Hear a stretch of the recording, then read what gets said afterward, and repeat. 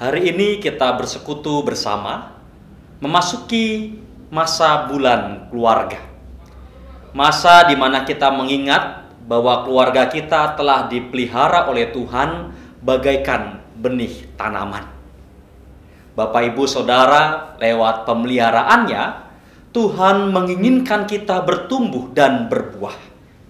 Marilah kita memasuki ibadah pada hari ini dengan menyatakan apa yang dikatakan oleh Mazmur 128 ayat 1 sampai 3 demikian. Berbahagialah setiap orang yang takut akan Tuhan.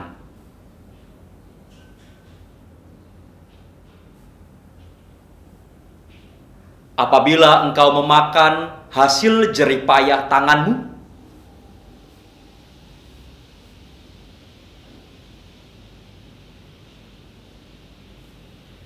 istrimu akan menjadi seperti pohon anggur yang subur. Anak-anakmu seperti tunas pohon zaitun.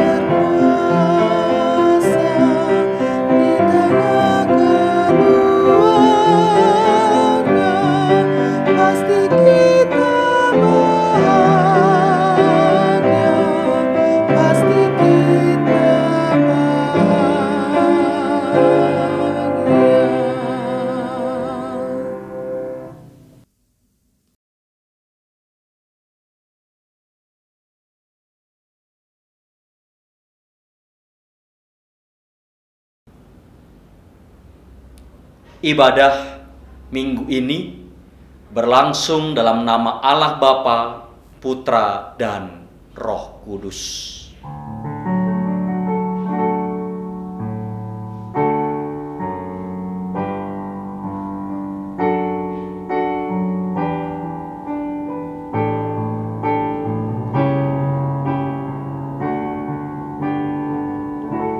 Damai Kristus besertamu.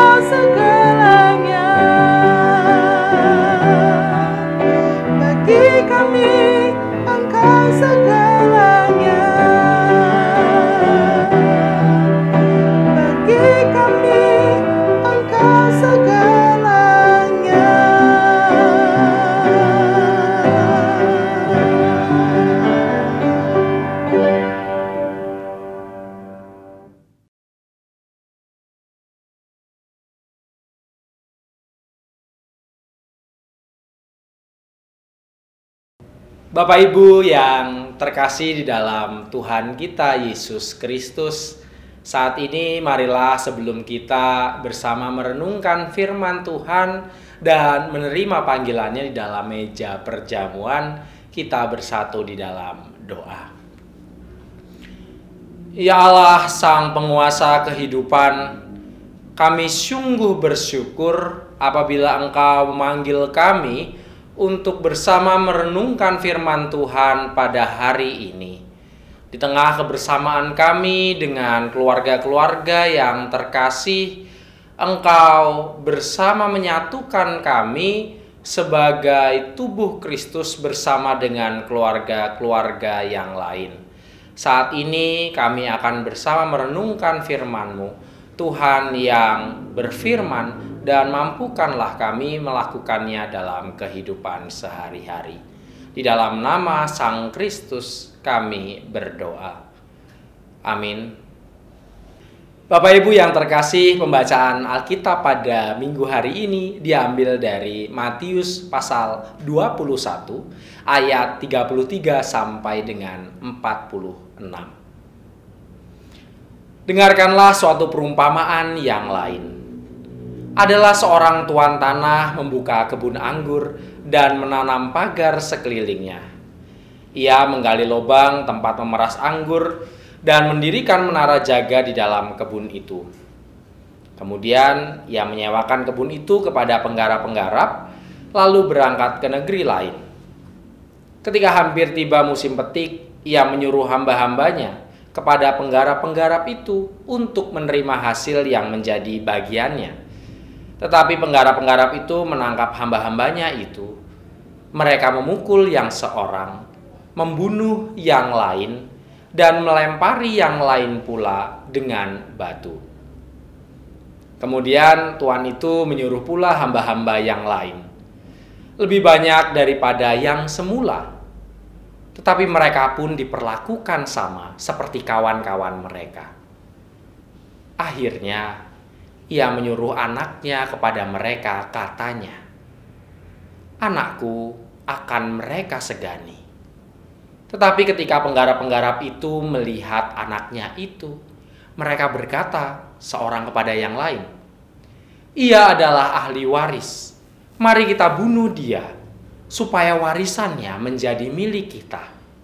Mereka menangkapnya dan melemparkannya keluar kebun anggur itu, lalu membunuhnya. Maka apabila tuan kebun anggur itu datang, apakah yang akan dilakukannya dengan penggarap-penggarap itu?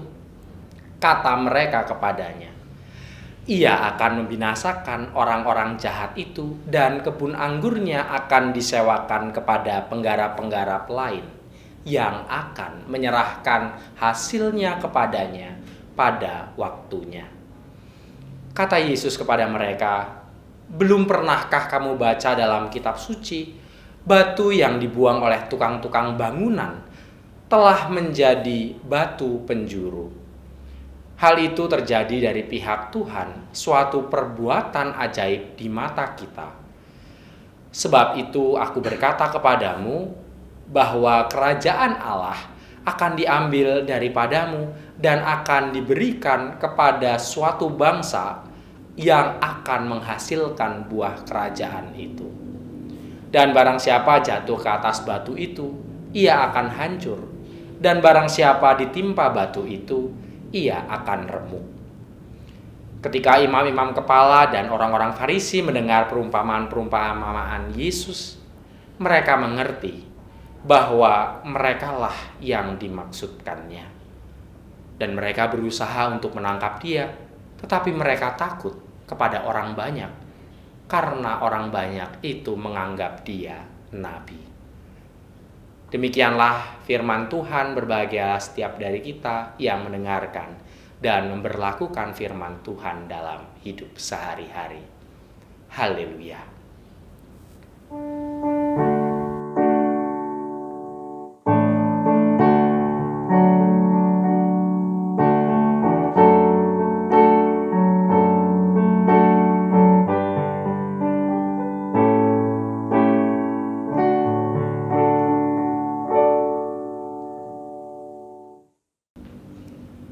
Keluarga bagai kebun anggur.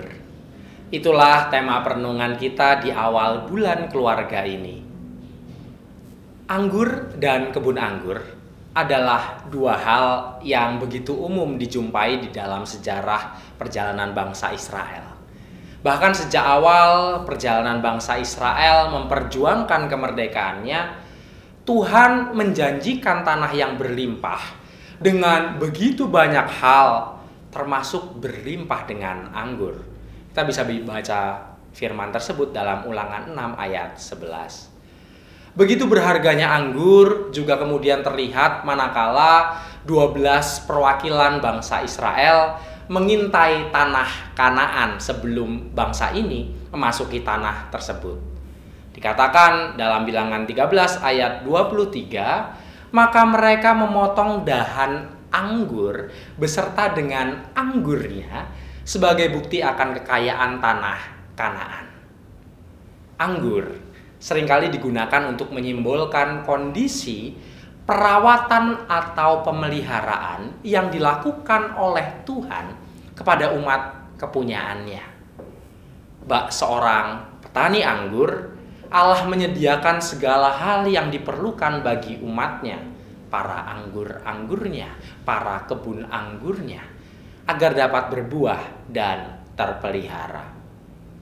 Bapak, Ibu, dan saudara-saudari yang terkasih, anggur dan kebun anggur, kalau kita lihat juga sering digunakan dalam pengajaran-pengajaran atau metafora, baik dalam perjanjian lama maupun perjanjian baru.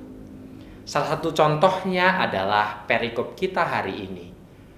Tuhan Yesus menggunakan gambaran anggur dan kebun anggur untuk menunjukkan kritiknya bagi orang-orang Farisi dan ahli Taurat pada masa itu yang melalaikan tugasnya untuk merawat kebun anggur atau jemaat Tuhan yang telah Tuhan titipkan kepada mereka, sekaligus menyadarkan perumpamaan ini bahwa bangsa Israel begitu dicintai oleh Allah. Di Matius 23 ayat 33 dikatakan, adalah seorang tuan tanah membuka kebun anggur dan menanam pagar sekelilingnya. Ia menggali lubang tempat memeras anggur dan mendirikan menara jaga di dalam kebun itu. Kemudian ia menyewakan kebun itu kepada penggarap-penggarap lalu berangkat ke negeri lain. Dari ayat ini kita bisa melihat adalah sebuah hal yang umum bagi pemilik kebun anggur untuk merawat tanaman anggurnya. Sang pemilik anggur berusaha melindungi kebun anggurnya dari beragam serangan, termasuk serangan binatang liar seperti rubah, babi hutan, dan lain-lain, dengan mendirikan tembok batu maupun memagarinya dengan pagar duri. Kemudian pemilik anggur juga akan mendirikan menara jaga untuk mengintai dan menjaga agar kebun anggurnya aman. Setelah itu kemudian ia melakukan pembuatan lubang untuk memeras anggur. Ini semua adalah fasilitas yang harus ada atau disediakan dalam kebun anggur pada masa itu. Namun, sang pemilik tanah tidaklah berhenti sampai di sini. Ketika ia ingin menghasilkan anggur yang terbaik, ia memerlukan pekerja kebun anggur untuk mencangkul tanah dan membuang batu-batu, mencabut tanaman liar yang merantingi pohon anggur, dan beragam pekerjaan lain, sehingga anggur yang ditanam dapat menghasilkan buah yang baik. Dalam upayanya untuk menghasilkan anggur yang terbaik, biasanya pemilik kebun anggur dapat memperkerjakan beberapa pekerja-pekerja upahan. Misalnya dalam pasal 2 pasal sebelumnya atau 3 pasal sebelumnya di Matius 20 ayat 1 sampai 16 di sana diceritakan ada pekerja-pekerja upahan sebagai mitra sang tuan untuk merawat kebun anggur tersebut. Bapak Ibu yang terkasih, dalam perumpamaan ini kita bisa melihat tuan tanah atau pemilik tanah dalam perikop ini adalah Tuhan sendiri. Dan kebun anggurnya adalah umat Israel. Sejak awal Tuhan telah memilih umat Israel sebagai umat pilihan. Seperti kebun anggur, umat Israel dijaga dengan tembok, memperlengkapinya dengan seluruh perlengkapan sehingga perkebunan anggur tersebut dapat bertumbuh dengan baik. Demikian juga digambarkan Allah telah begitu rupa dalam alegori ini menyiapkan pemeliharaan bagi bangsa Israel serta menyediakan segala yang diperlukan untuk pertumbuhan imannya, layaknya seorang pemilik anggur kepada kebun anggurnya. Umat kepunyaannya sungguh diperhatikan oleh Allah, Sang Pencipta kehidupan. Lantas sama seperti sang tuan atau sang pemilik kebun, Tuhan kemudian dalam peristiwa ini, dalam alegori ini, menitipkan umat Israel kepada para pemimpin-pemimpin agama saat itu, para imam ahli Taurat yang diumpamakan dengan para penggarap. Atau dengan kata lain, para ahli Taurat, kaum Farisi, dipercaya oleh Tuhan untuk menjadi mitra Allah, mengembalakan umat Israel, sehingga mereka dapat hidup sesuai dengan firman Tuhan atau dapat menghasilkan buah yang melimpah. Namun nyatanya dalam kisah ini, pemuka agama Israel tidak melakukan tugasnya sesuai yang diharapkan. Mereka mencoba mendaku kebun anggur tersebut sebagai miliknya dan menolak bahkan membunuh berbagai utusan, termasuk anak sang pemilik yang telah diutus oleh Allah selaku tuan tanah sendiri. Kisah perumpamaan ini diakhiri dengan sebuah pertanyaan. Apakah yang akan dilakukan oleh pemilik anggur tersebut? Pertanyaan ini dijawab oleh para pendengarnya bahwa si pemilik kebun anggur akan membinasakan seluruh penggarap kebun anggur yang jahat. Bapak, Ibu, dan saudara-saudari yang terkasih, dari bacaan ini setidaknya saya mengajak kita semua untuk merefleksikan dua hal. Yang pertama yang bisa kita refleksikan adalah Tuhan menaruh hatinya pada anggur kesayangannya. Gambaran pemilik anggur yang setia terhadap tanaman anggurnya menunjukkan bagaimana kesetiaan Allah terhadap umatnya. Layaknya seorang pemilik, ia menaruh perhatian kepada tanaman-tanamannya dengan menyediakan segala hal yang diperlukan agar tanaman anggur dapat tumbuh dengan baik. Bukan hanya menyediakan tanah atau kondisi yang baik untuk hidup, tetapi ia juga menyediakan perlindungan bagi seluruh umatnya. Bahkan lawatan yang rutin yang dilakukan oleh pemilik kebun anggur dapat dilihat sebagai kesediaan Allah untuk terus merawat umatnya. Hal inilah yang saat ini kita alami dalam ibadah minggu ini. Corona sebagai sebuah wabah ibarat hama pada sebuah tanaman anggur. Hama ini telah menggerogoti beragam sendi kehidupan. Namun di balik serangan wabah itu, kita percaya bahwa perhatian serta perawatan Allah, sang pemilik lahan, tetap kita rasakan dalam masa-masa sukar ini. Terbukti manakala hari ini kita bersama-sama dengan seluruh umat Kristen di dunia menerima perawatan iman dalam bentuk perjamuan kudus sedunia. Perjamuan kudus adalah bentuk nyata bagaimana Allah terus memelihara, menaruh hati dan bersedia merawat umatnya meski di tengah krisis kehidupan. Roti dan anggur yang mengingatkan kita akan pengorbanan Kristus di kayu salib menegaskan bahwa Allah sang pemilik kehidupan rela menderita bersama manusia dan menginisiasi penyelamatan bagi orang yang percaya. Demikianlah kita meyakini bahwa Allah yang demikianlah yang akan terus merawat dan memperhatikan kita di tengah wabah yang sedang kita alami. Refleksi yang kedua yang dapat kita ambil dari kisah ini adalah kita dipanggil sebagai penggarap yang saling memelihara. Bagi umat manusia di masa kini, tugas untuk merawat iman bukan hanya menjadi tanggung jawab para imam, tetapi juga seluruh umat Allah. Kitalah memang kebun anggur itu, tetapi sekaligus kita juga dipanggil untuk menggarap kebun itu. Kita bertanggung jawab memelihara iman kita secara pribadi, sekaligus saudara-saudara dan orang-orang terdekat kita, sehingga kebun yang merupakan kumpulan dari tanaman-tanaman anggur itu dapat menghasilkan buah yang baik.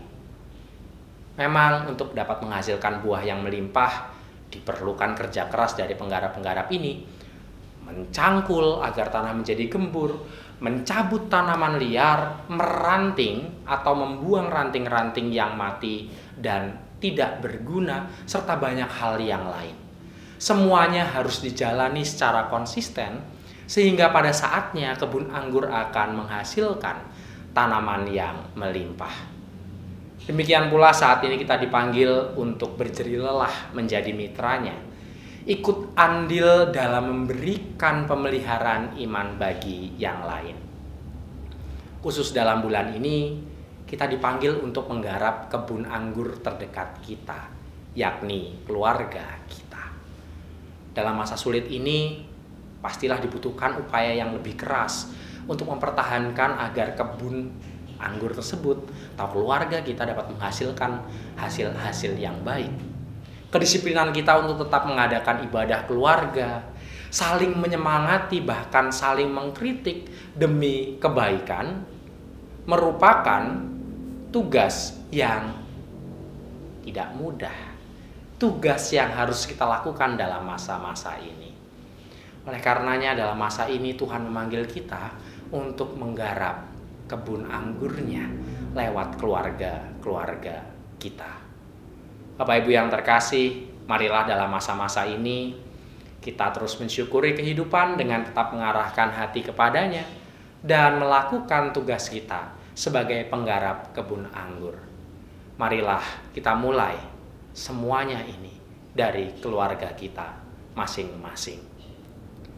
Amin. Saat teduh bagi kita.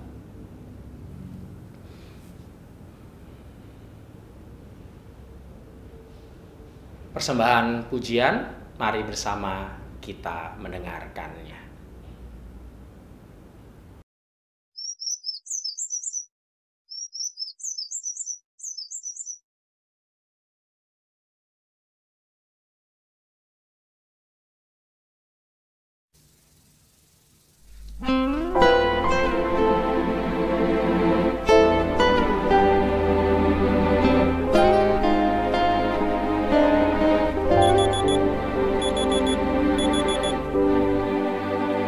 Ya Tuhan, tiap jam ku memerlukan-Mu. Engkaulah yang memberi sejahtera penuh setiap jam, ya Tuhan. Dikau ku perlukan, ku datang juru selamat, berkatilah.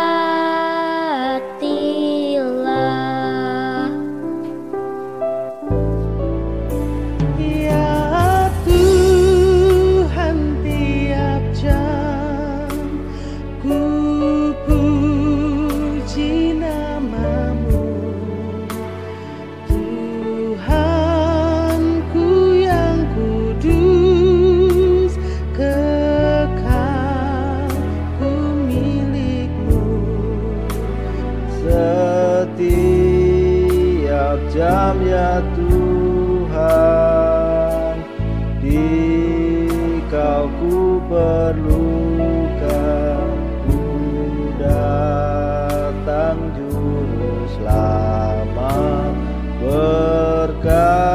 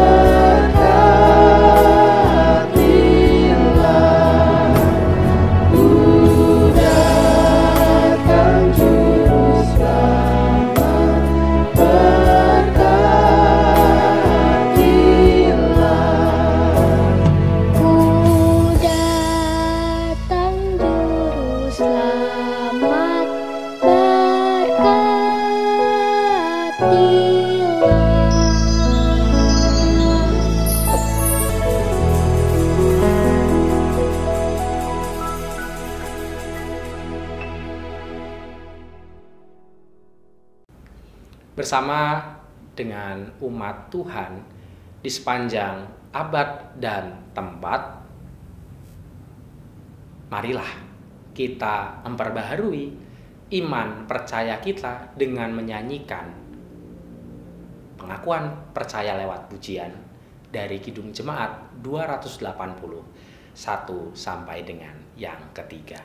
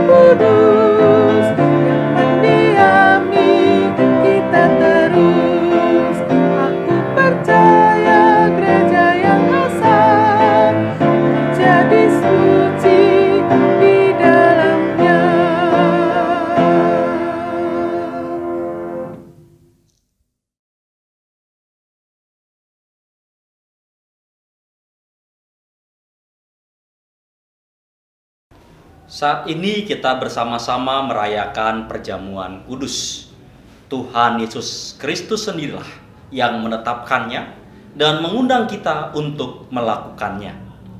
Di dalam ketidaksempurnaan kita semua, kita percaya Allah akan menyucikan kita dari segala dosa kita dan menyempurnakan pemahaman kita dalam memahami misteri perjamuan kudus ini. Marilah kita mengarahkan hati kepada Tuhan. Marilah kita bersyukur kepada Tuhan Allah kita. Ya Allah yang kudus dan maha kuasa, kami bersyukur kepadamu sebab Engkau mengarahkan perkembangan dunia ini dan menyayangi setiap insan. Di sini, Engkau telah mengumpulkan kami menjadi satu tubuh dalam persekutuan gereja dan keluarga untuk mengagungkan kemuliaan-Mu bersama dengan malaikat di sorga dan kaum kudus di bumi yang tak henti-hentinya menyanyi, "Kudus, kudus, kuduslah."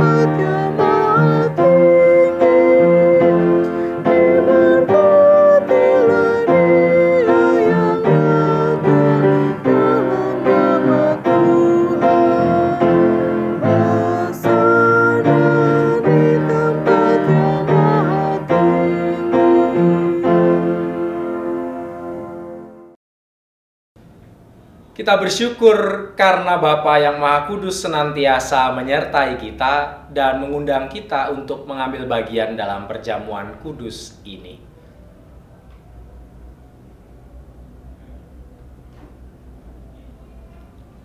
Kita yakin bahwa Roh Kudus telah dicurahkan atas kita, sehingga dengan iman kita mengalami kehadiran Kristus di sini, yang pada waktu malam ia diserahkan, mengambil roti, dan sesudah itu ia mengucap syukur atasnya.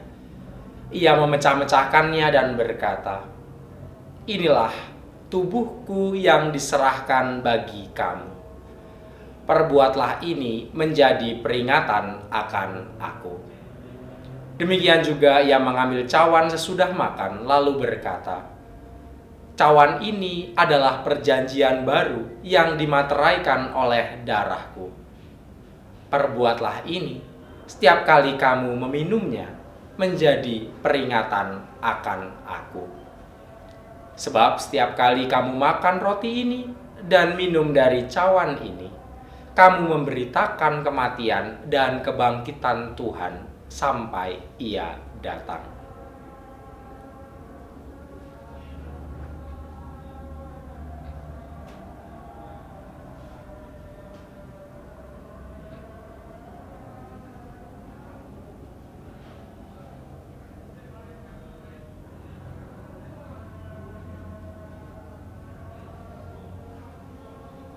Melalui perjamuan kudus ini, kita mengingat pengorbanan Kristus yang menyelamatkan, yang dikaruniakan kepada umat manusia di semua tempat.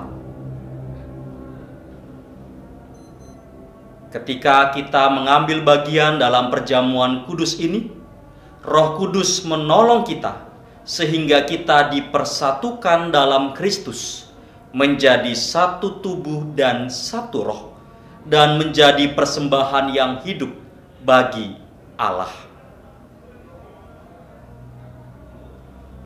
Melalui Kristus, dengan Kristus, dalam Kristus, semua hormat dan kemuliaan bagi Allah Bapa dalam persekutuan dengan Roh Kudus sekarang dan selamanya.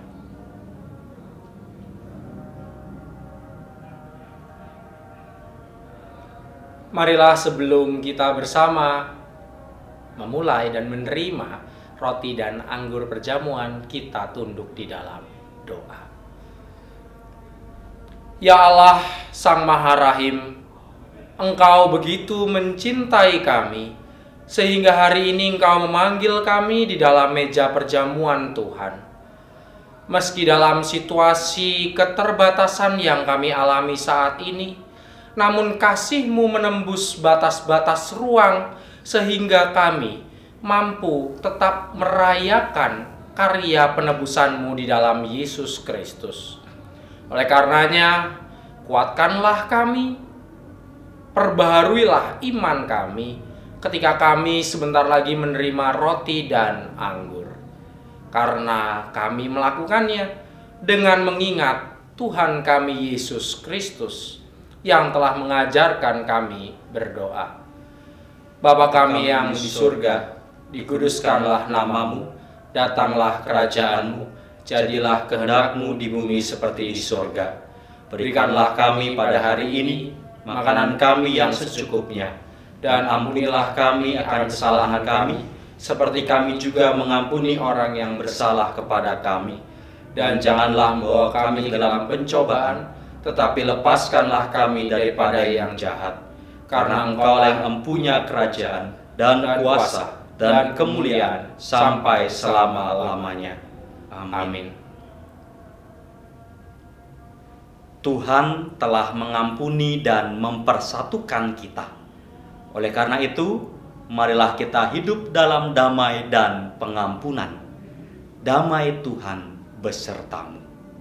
Salam damai, salam damai, salam, salam, damai Kristus besertamu, salam, salam.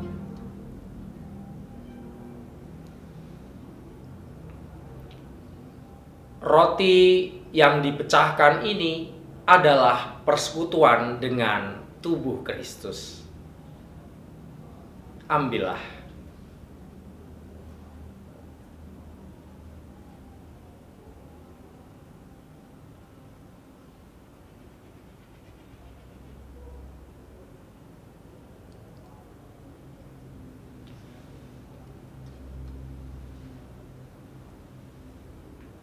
Makanlah sambil ingat dan percayalah bahwa tubuh Tuhan kita Yesus Kristus telah diserahkan bagi keselamatan dunia.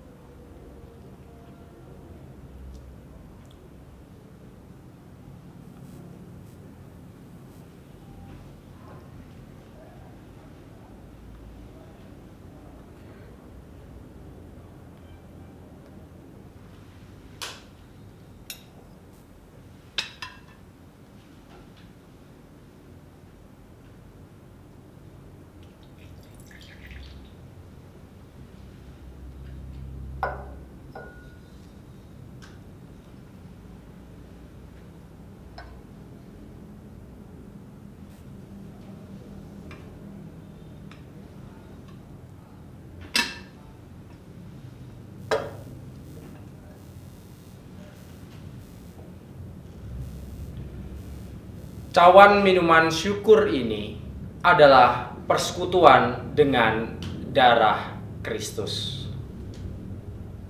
Ambillah.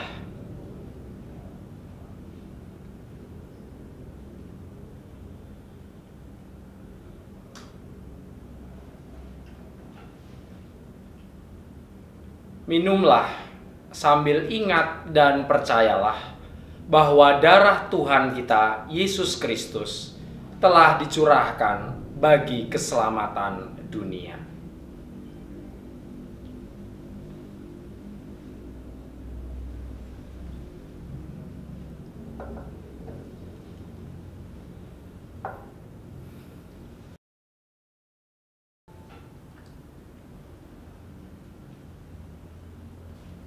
Marilah kita mensyukuri undangan Tuhan yang telah kita terima lewat doa. Sungguh kami mengucap syukur dalam keterbatasan ini kami boleh menerima bentuk pemeliharaan Tuhan lewat roti dan anggur yang baru saja masuk ke dalam tubuh kami. Kami percaya roti dan anggur akan terus menguatkan dan memelihara iman kami, sebagaimana janji Tuhan yang terus melekat dalam kehidupan kami, manakala kami senantiasa mengarahkan hati kepadamu. Terima kasih ya Tuhan atas kesempatan ini. Di dalam nama Allah Bapa, Putra, dan Roh Kudus, kami berdoa. Amin.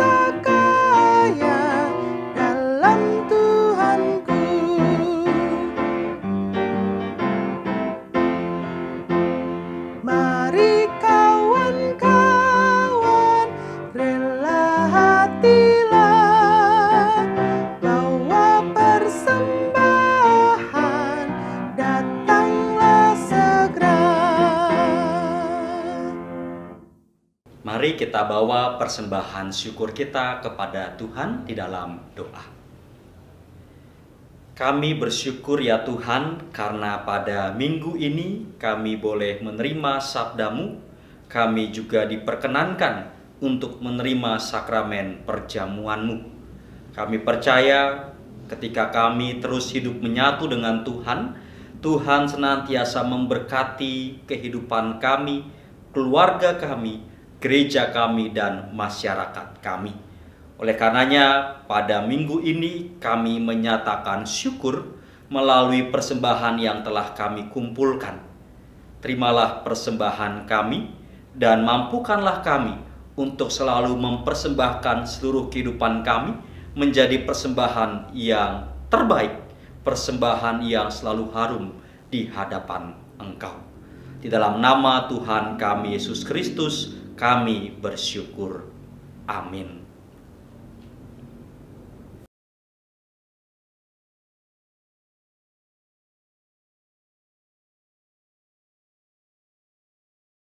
Selamat pagi dan selamat hari Minggu kepada seluruh jemaat GKJ Tangerang yang dikasihi Tuhan Yesus Kristus.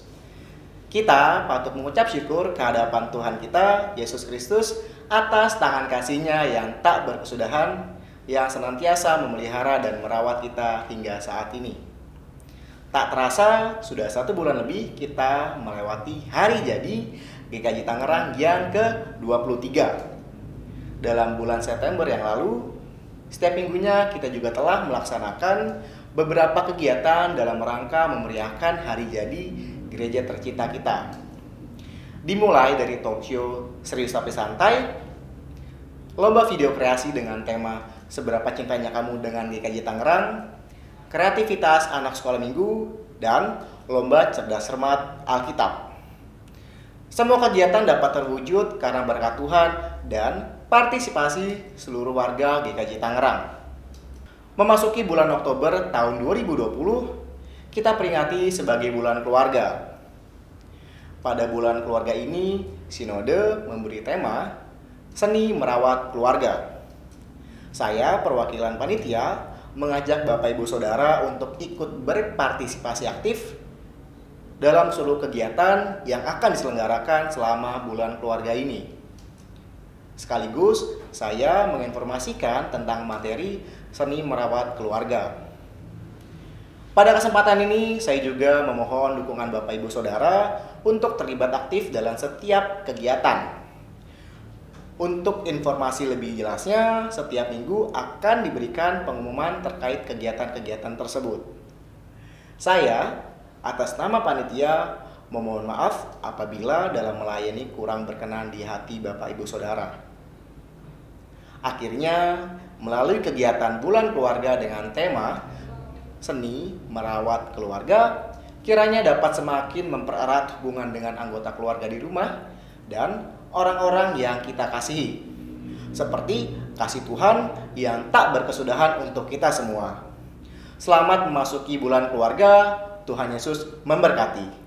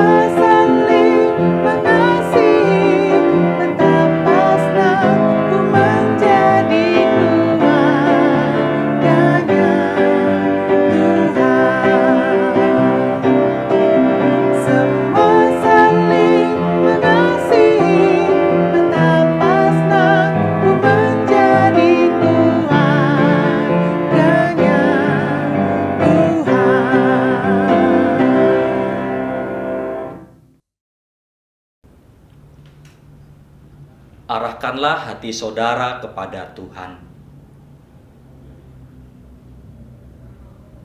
Jadilah saksi Kristus. Terpujilah Tuhan. Angkatlah hati saudara kepada Tuhan dan terimalah berkat-Nya. Kasih karunia dan damai sejahtera dari Allah Bapa kita dan dari Tuhan Yesus Kristus menyertai saudara senantiasa. Amin.